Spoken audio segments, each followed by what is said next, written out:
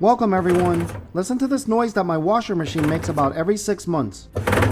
There's a restriction in the water line, and issues with the water line can negatively impact your washer machine, potentially causing damage and reduced performance. Restricted water flow can strain components, lead to overheating, and prevent cycles from completing properly. Luckily, there's an easy fix. I'm going to show you how to remove and clean this inlet valve filter and screen, which is what's causing this. So let's go.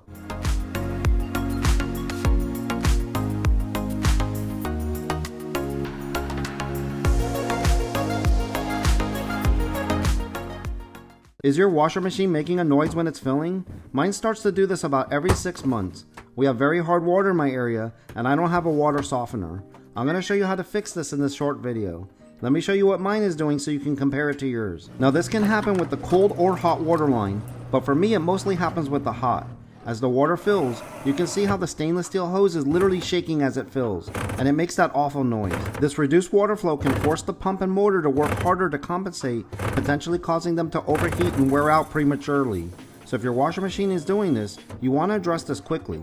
Now before we keep going, I want to mention a water hammer arrestor, also known as a water hammer dampener, is a device designed to absorb the shock and noise caused by sudden changes in water flow, like when a valve closes quickly, preventing water hammer. These devices typically contain a piston or a diaphragm that separates the water line from the air-filled chamber. When the water's momentum is high enough, the piston becomes the path of least resistance, allowing the water pressure to push the piston into the air chamber, which compresses and absorbs the water's momentum. If what I show you in this video doesn't work, do some more research on these arrestors. Determine where your washer noises are coming from, especially if you have high water pressure. Then consider installing a water hammer arrestor on the valves in the washer's outlet box if it makes sense for your use case. Okay, let's keep going. The first step is to pull the washer away from the wall. I just wiggle it out, pulling it one way, then the other. Be careful doing this, get help if you need it, and don't slide it over your toes. Also consider your flooring and protect it if necessary. My flooring is tile, so I can just wiggle it out without having to worry about damaging it. When you shut the water off, because this is CPVC, be careful with it. Brace it like this, and then turn the valve to shut it off. See, I'm holding it like this as I'm turning so that this doesn't move. You don't want to put too much pressure on that pipe. Okay, now that the water's off, you can disconnect the hose. I use my pliers to help unscrew it counterclockwise, then the rest of the way by hand. A little water might come out of the hose, so I put it in the utility sink. Right here's the hot water inlet valve filter. You can use needle nose pliers to pull it out, but I just use my pick to pull it out since I need it anyways for the screen removal. Can you see how the filter's dirty with black gunk? What you can't see easily is the mineral deposits clogging it too. Now I use my pick to carefully pull out the screen. Don't puncture the screen, just use it to hook it to help slide it out. And again, you can see the black gunk and the mineral deposits are there too. Let's go clean it. I like to just cut the bottom off of a water bottle instead of using a bowl or cup I eat out of. Once I'm done, I just throw the water bottle pieces in my recycle bin. Let me show you what I use to clean the filter and screen. I use this cleaning vinegar I purchased at Walmart. I can't find mine, but you might want to put a strainer if you have one so that you don't lose anything down the drain. Or you could use the other side of the sink. It was just easier for me to film on this side. So I fill up my makeshift tray and stick the filter and screen in there to soak. And I add a little more to make sure the cleaning vinegar covers the filter completely. I waited about 10 minutes and then I took my brush, you can use an old toothbrush, and just give everything a scrub as you run the water over it. I start with the screen, which is easier because it's flatter, then the filter, which is harder because there's more areas that the gunk can get caught up in. Plus it's harder to clean inside the middle of the filter, but my brush has bristles that can fit in there. Then I soak it for another 10 minutes. I repeat everything, giving it another scrubbing. Now mine wasn't that dirty, which is why I only soaked it for 10 minutes. If yours is worse, leave it in there for an hour.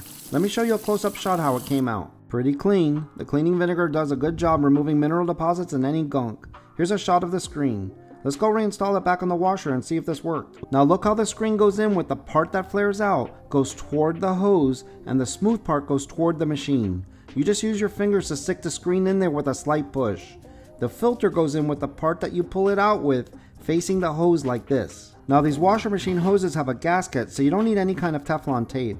And by the way, they can be the cause of your problem. You can check this by taking this end and turning on the water as you point it in a utility sink or a bucket to make sure you have good water flow. There's no real good way to clean these hoses. I would suggest you replace it if you have a restriction in it. Now, because of the rubber gasket, you don't need to crank this down. After screwing it on most of the way by hand, making sure I don't cross thread the threads, I just use my pliers to give it small turns until it feels tight. Now remember, just like when you turn off the valves, if you have CPVC pipes, hold the hose as you turn the valves back on. Now you can check for leaks. I like to touch it to see if I feel any water.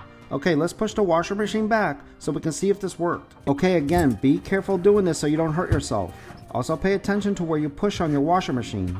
If it's a front-loading one like mine, don't put your knee on the door and push. Just work it back into position by wiggling it in as you push. Also take peeks behind it to make sure you're not crushing the drain hose or the water hoses. Let's test it.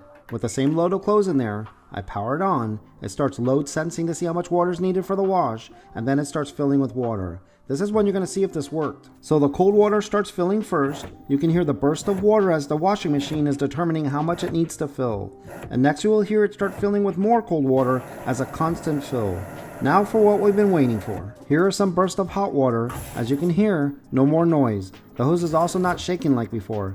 It's just barely moving now that we removed the restriction. Let's go back in time to remind you what it sounded like before. See how much louder it is with the restriction? And see the hose shaking? Now here's one last time after we clean the inlet valve filter and screen. I'm telling you guys, don't ignore this. Your pump will work harder to compensate, causing it to wear out prematurely. So that's it guys, I hope this video helps you with your troubleshooting and a solution for your washer machine making annoying, vibrating and knocking noises during the water fill cycle. And you can see how easy it is to perform a DIY cleaning of the inlet valve filter and screen to remove a restriction in the water line. Please remember to hit the thumbs up if you like this video, and be sure to subscribe. Click on any of these links on the screen to check out my other home DIY videos. One, I show you how to use cleaning vinegar to fix a steam mop that's not steaming. Thanks again for watching. Bye everyone.